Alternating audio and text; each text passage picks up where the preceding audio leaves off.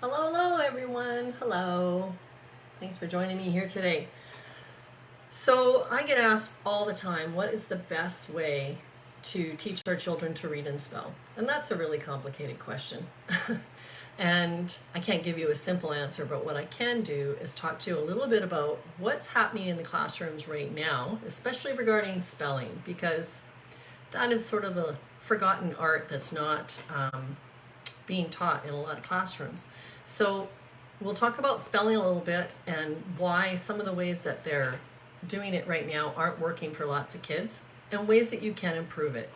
So I'm Norma Jean. I am the founder of Time to Shine Teaching and Coaching. I have been supporting children in their learning for the last 20 years and working with families and helping them develop plans to best support their kids' learning as well.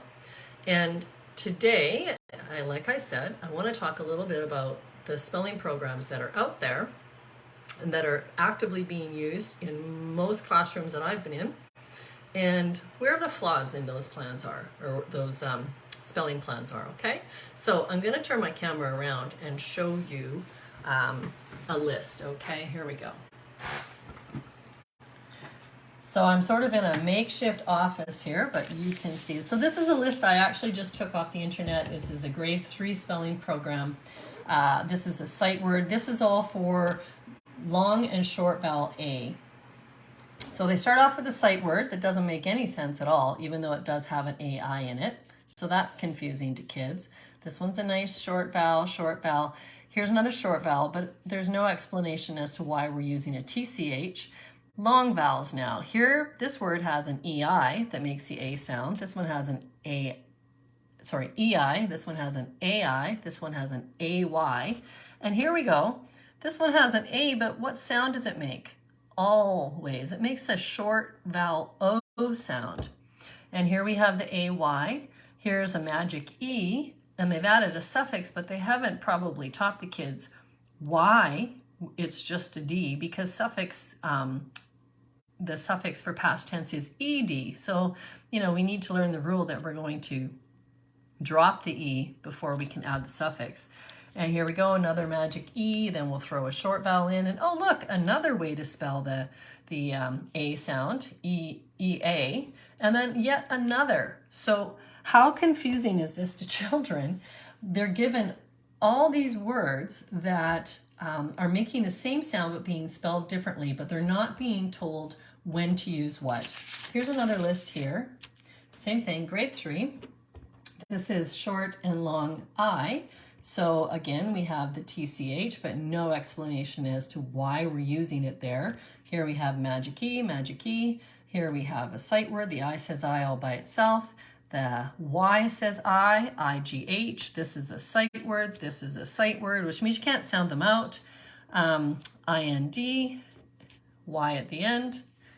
So again, very confusing for children when they're not told why kids are using these different types of spelling. So the first thing I would do is get rid of this. And then another observation that I see happening in classrooms a lot is word walls. And that's kind of what brought me to today's topic, because someone asked me specifically, well, how do I teach kids when there's more than one spelling of one sound? And that's why this list is so terrible, because they've got one sound and like 6 different ways of spelling it in one list. So this is really just an exercise in memorization. So the kids are going to take these 20 words home, they're going to practice them, they're going to memorize them, go write the test, and then promptly forget them, because there's no meaning attached to why we're using those sounds. So the next thing that I see in a lot of classrooms that, again, doesn't really work for kids are word walls. And so how those are usually set up is in alphabetical order. We have A, and then we have a list of words that start with A, then we have B, and a list of words that start with B and C, and so it carries on. But here's the problem, and again, I'm going to turn my camera because it's just more effective when you can see what I'm talking about as opposed to just listening to me chit-chat. So here we go. So here we go again. So a child is writing in their journal or a story or whatever, and they don't know how to spell the word knee. So they go to the word wall, and of course, where do they look? They look under N because that's the first sound they hear, right? Knee. So they're never going to find this word because they're never going to look under K. Same with they're looking for the word 8. Well, that's a long A, so they're going to look under A. They're never going to find it. And how about the word awful? Well, the first sound in awful is a short vowel O, ah. They're never going to find it. So word walls, I think, are just an exercise in frustration. What works much better is a sound wall. So if they're looking for the long A sound, they're going to go and look under the A, but they're going to find multiple ways of spelling it. Right? And then for each of these, there will be examples. And there's also going to be a keyword picture here that lets kids know, what this sound is. But then there's going to be pictures for this and pictures for that and pictures for AI and pictures for EIGH. Or sorry, not pictures, my mistake, words. Words listed under each of these. And here's the thing.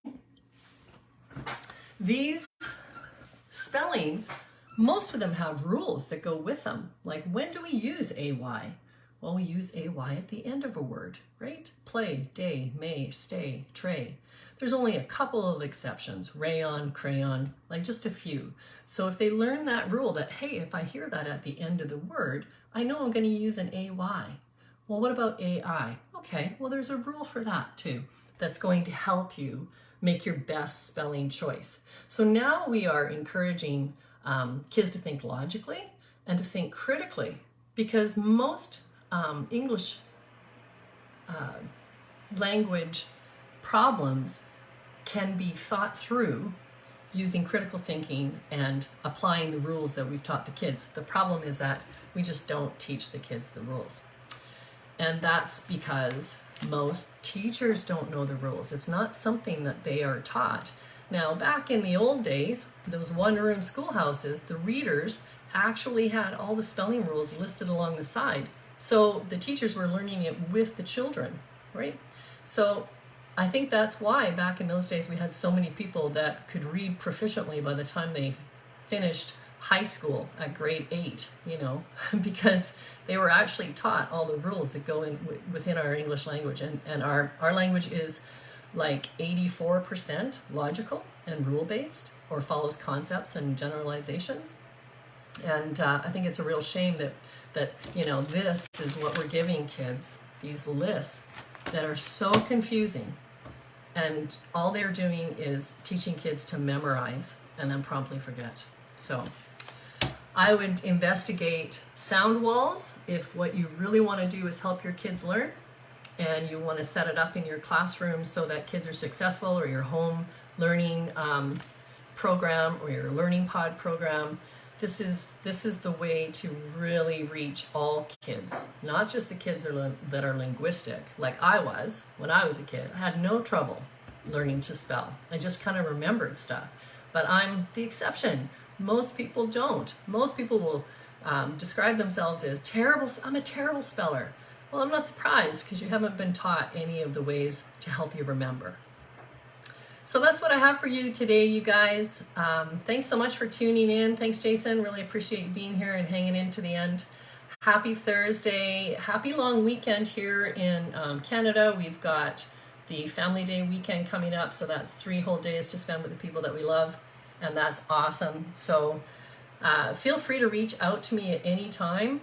I'm developing an entire spelling program based on, everything I've learned through the years with my Orton Gillingham training, and also my 20 years in a classroom setting. And right now I've got the level 1 almost complete. It's being implemented in a kindergarten class. The kids adore it. The teacher loves it because it's so simple, so easy to deliver to the kids. It's very multi-sensory and fun and playful, because that's what it should be, especially for our little people.